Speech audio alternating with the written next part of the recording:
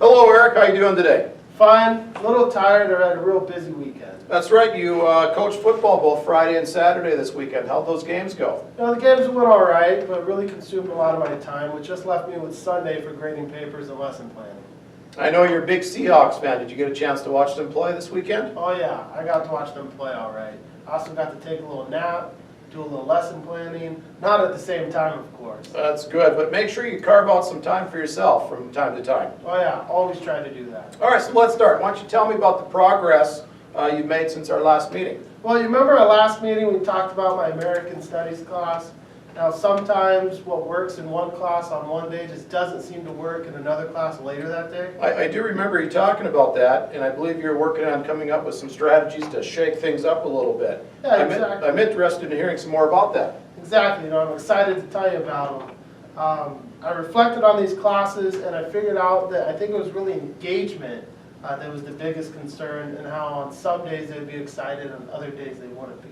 So I want to make sure I'm hearing you right here. Would it be fair to say that the energy level sometimes varies from class to class? Oh, for sure. Now, as you pointed out in our last meeting, energy level and engagement really go hand in hand. So I started worrying more about the engagement piece and found that the energy level rose as well. That's a great way of putting it. Now, can you tell me a little bit about how that looks in your class now? Well, I noticed Mr. W using exit cards in his classes, and I was in the office and noticed that we had a ton of those laying around. So I was thinking, why do these exit cards have to be used at the end of class?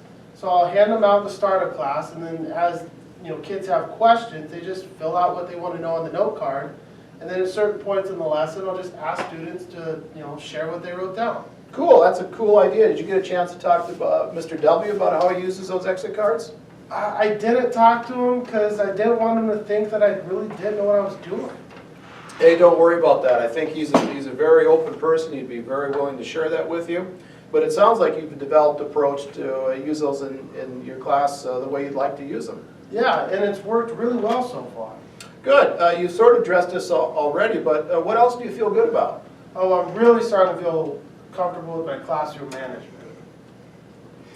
I'm curious. Tell me a little bit more about that. Well, I think the biggest thing was getting to know these students. Being a first-year teacher, I didn't know the community well. I didn't know who these kids were in or outside of school. But once I started to get to know them, I found both in the classroom and coaching, it made it a lot easier. Absolutely. Relationships are very, very important to teaching. So with that, let's switch gears a little bit. What do you think has been most challenging since our last meeting? Oh, I'd say a little bit of everything.